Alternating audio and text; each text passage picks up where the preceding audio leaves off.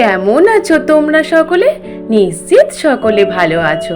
আজ তোমাদের জন্য আরো এক নতুন গল্প নিয়ে এসেছি। নতুন বছরে নতুন ভোজন। একদিন গোপালের নাতনি সকাল সকাল এসে গোপালকে ডেকে বলে, দাদু আমরা সকলে মিলে বনভোজন করে চলো না, দিদাকেও নিয়ে যাই, ওখানে গিয়ে সকলে মিলে রান্না বান্না করে খাওয়া দাওয়া করবো। অমনি গোপাল বলে, তাহলে ঠিক আছে, করব। ওর জন্য একটা সময় দেখি কবে করা যায়। এদিকে পুটির বাবার সাথে রাস্তার মধ্যে পুরোহিত মশাইয়ের সাথে দেখা হয়। পুরোহিত মশাই তখন পুটির বাবাকে বলে, কি পুটির বাবা, তোমার সময়কাল কেমন চলছে? কাজবাজ ভালো হচ্ছে তো? পুটির বাবা তখন বলে, না পুরোহিত মশাই, একদমই ভালোই চলছে না সময়। অমনি পুরোহিত বলে, জানি তো, তোমার যে সামনে নতুন বছরে তোমার কিন্তু সময় একদম বাজে যাবে, আর তোমার ঘোর বিপদ আসতে চলেছে। তার জন্য তোমার এই বিপদ থেকে মুক্তি পেতে গেলে তোমাকে একটু যজ্ঞ করতে হবে, আর সামান্য কিছু তাতে ফলমূল লাগবে, আর একটা বড় বোয়াল মাছ লাগবে, তাই আনলেই হবে। পুটির বাবা বলে, ওই বোয়াল মাছ, দেখি আমি কি করতে পারি। অমনি বলে পুটির বাবা বাড়ি ফিরে যায়। বাড়ি যেতেই পুটির মাকে সবটাই খুলে বলে যে এইরূপ নতুন বছরে আমাদের সময়টা খুব বাজে যাবে, তার জন্য পুরোহিত মশাই বলেছেন পুজো যজ্ঞ করতে, আর এই বোয়াল মাছ আর সবজি ফল টল আনতে হবে। অমনি পুটির মা বলে, ঘরে তো একটাও কানাকড়ি কিছু নেই, তাহলে কি করে আনবে? অমনি পুটি বলে, বাবা আমার যে জমানো টাকাগুলো আছে ওখান দিয়েই আনো, পরে তুমি যখন আবার তোমার ভালো আয় হবে তখন তুমি আমায় দিয়ে দিও। পুটির বাবা বলে, না না মা, তুই কত কষ্ট করে ওই যেগুলো জমিয়ে রেখেছিস, আমি ওই টাকায় হাত দিতে পারি বল? পুটির মা বলে, দেখো সত্যি আমাদের সময় খারাপ চলছে গো, নইলে মেয়ের টাকায় হাত দিতে হয়। তারপর পুটির বাবা পুটির মাকে বলে, তাহলে তুমি ঘরের জোগাড় যন্ত্র করো, আমি বাজার হাটগুলো করে আসি, আর গোপাল আর গোপালের গিন্নিকে গিয়ে নেমন্তন্ন করে আসবে, ঠিক আছে? অমনি বলে পুটির বাবা চলে যায় বাজার হাট করতে, আর পুটির মা গোপালের বাড়িতে গিয়ে গোপালের গিন্নিকে ডাকে, কি গো গোপালের গিন্নি, একটু বাইরে এসো, আমার ঘরে পুরোহিত মশাই বলেছে যে সময়টা খারাপ চলছে, তার জন্য একটু যাগযজ্ঞ পূজা অর্চনা করতে, আর তাই তোমাদের নেমন্তন্ন রইল। গোপালের গিন্নি আর গোপাল তো খুশি হয়ে যায়। অমনি ওই পুজো অর্চনার দিন গোপালের গিন্নি গোপাল সকলে মিলে পুটির বাড়িতে গিয়ে উপস্থিত। পুটির বাড়িতে পুরোহিত মশাই পূজা অর্চনা করতে থাকে। এবার পুরোহিত মশাই যে মন্ত্রগুলো পড়তে থাকে, গোপাল তখন বলে, পুরোহিত মশাই এই মন্ত্রগুলো কি বলছেন? এগুলো তো কখনোই আমি জীবনে শুনিনি। পুরোহিত মশাই বলেন, আপনি চুপ করুন তো, আমাকে একটু ভালো করে পুজো করতে দেন। তারপর মাছের আহুতি দেয়। পুজো শেষ হয়ে যাওয়ার পরে মাছটা নিয়ে সব কিছু ঝোলা ভর্তি করে নিয়ে বাড়ি চলে যায়। অমনি বাড়ি যাওয়ার সময় গোপাল তখন বলে যে, পুরোহিত মশাই আপনি এই মাছ নিয়ে কি করবেন? অমনি পুরোহিত মশাই বলে, এটা তো পুজোর আহুতি দিয়েছিলাম, আর এই মাছগুলো আমি গরিব দুঃখীদের দিয়ে দেব। গোপাল তখন বলে, ও তাহলে বেশ, তাহলে ঠিক আছে, নিয়ে যান। এদিকে মশাই চলে যাওয়ার পরে গোপাল নাতনিদের বলে, যা তো দেখ দেখিনি পুরোহিত মশাই ওই মাছগুলো নিয়ে গিয়ে কি করছে।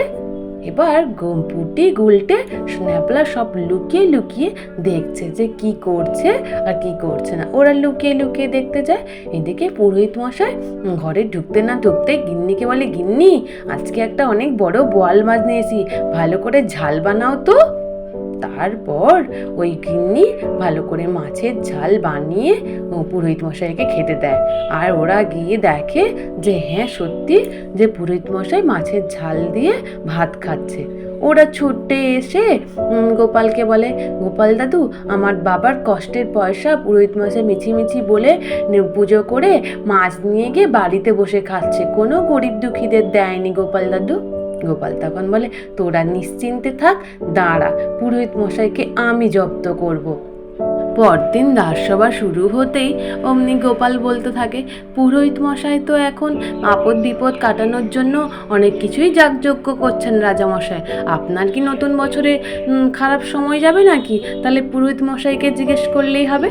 অমনি পুরোহিত মশাই তখন বলতে থাকে যে দেখেছেন রাজামশাই, গোপাল আমায় কেমন কাঠি দিয়ে কথা বলছে। আসলে আমি সত্যি সত্যি পুটির বাবার সময়টা খারাপ চলছিল, তাই একটু যোগ্য করে ওই সময়টা খারাপ সময়টা কাটিয়ে দিলাম। অমনি রাজামশাই বলে, গোপাল কেন করছো তুমি পুরোহিত মশাইয়ের পেছনে লাগছো? বাদ দাও না, পুরোহিত মশাইয়ের কাজ পুরোহিত মশাই করছেন, ঠিক আছে। অমনি গোপাল বলে, রাজামশাই চলুন না আমরা একটা বনভোজন করি, সবাই মিলে যদি বনভোজন করি তাহলে খুব ভালো লাগবে। রাজামশাই বলে, খুব ভালো প্রস্তাব দিয়েছো, নতুন বছরে আমরা সকলে মিলে গিয়ে বনভোজন করব। গোপাল তখন বলে, রাজামশাই বনভোজনে তাহলে আমাদের কি হবে রান্না বান্না? অমনি রাজামশাই বলে, তুমি বলো গোপাল। গোপাল তখন বলে, মাছ হবে, বিভিন্ন রকম সবজি আইটেম, সঙ্গে মাছও হবে।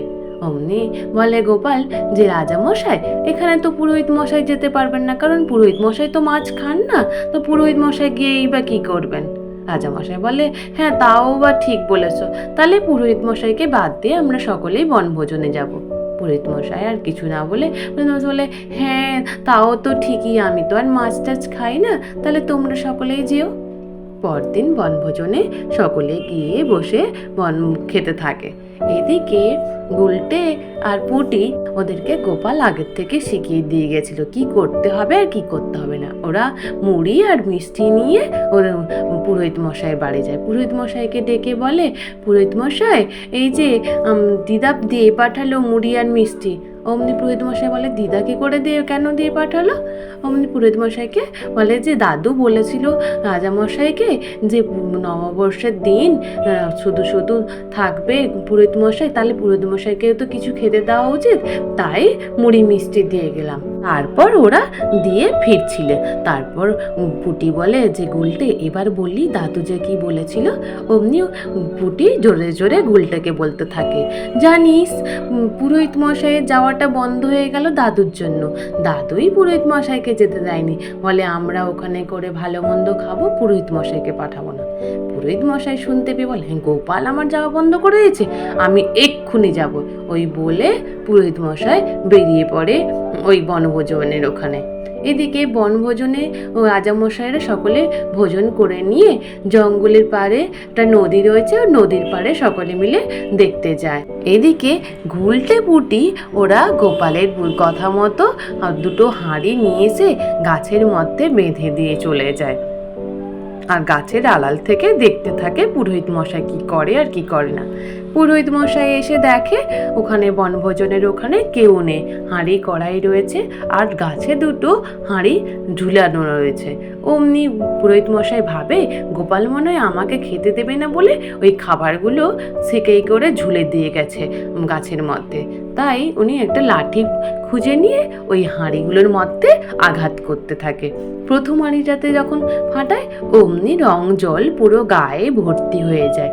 তারপর ভাবে মনে হয় আরেকটা হাঁড়িতেই কিছু খাবার রেখে দিয়ে গেছে, ওই হাঁড়িতেও যখন ফাটিয়ে দেখে পুরো রং জল পুরোহিত মশাইয়ের পুরো গায়ে ভর্তি হয়ে যায়। পুরোহিত মশাই বেচারি বলে, ইফ কি করলাম, এগুলো তো সব রং জলে ভর্তি, দেখি তো উনানের মধ্যে যে হাঁড়িটা আছে ওর মধ্যে দেখি তো, ওর মধ্যেই হাত ধোয়াতেই অমনি সঙ্গে সঙ্গে ছাকা খায়, আর এই দেখে চিৎকার করতে থাকে, ও বাবারে আমি তো গরম ছাকা খেয়ে গেলাম। ওই সময় রাজামশাই আর সকলে এসে উপস্থিত। তখন রাজামশাই বলে, কি পুরোহিত মশাই এ কি অবস্থা আপনার? গোপাল তখন বলে, রাজামশাই তাহলে শুনুন, উনি পুটির বাবার কাছ থেকে মিথ্যে কথা বলে মাছ নিয়ে বোল মাছ নিয়ে পুজো করে আর নিয়ে নিজে নিজে খেয়েছেন, আর আমাদের বলে গেছেন যে ওগুলো গরিব দুঃখীদের দেবেন, কিন্তু মিথ্যে কথা বলে উনি নিজেই খেয়েছেন। আর এখন যখন ওনাকে খেতে ডাকা হয়নি, বলা হয়নি, উনি তখন আর মাছের লোভ সামলাতে না পেরে তাই চলে এসছে খেতে। অমনি রাজামশাই বলে, এ কি পুরোহিত মশাই, আপনি এইরূপ ধরনের, আপনার শাস্তি হওয়া উচিত, তাহলে আপনাকে পুরো পুজো পার্বণ থেকে আমি পুরো ছাঁটাই করে দেব।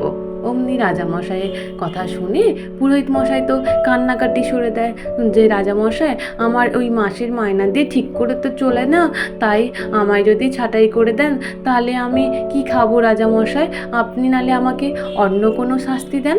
রাজামশাই বললে যে ঠিক আছে, তুমি যখন বোয়াল মাছ নিয়েছো পুটির বাবার কাছ থেকে, তাহলে তুমি ইলিশ মাছ এনে আমাদের রাজসভার সকলকে, এমনকি পুটির বাবা এমন সকলকে নিয়ে এসে তাহলে খাওয়াতে হবে। তাতে পুরোহিত মশাই রাজি হয়ে যান। তারপর পুরোহিত মশাই সকলকে, রাজসভার সকলকে, পুটির বাবাকে ডেকে নিয়ে এসে ইলিশ মাছের ঝাল দিয়ে ভাত খাওয়ায়। আজ এই পর্যন্ত। নিশ্চিত তোমাদের সকলের ভালো লেগেছে।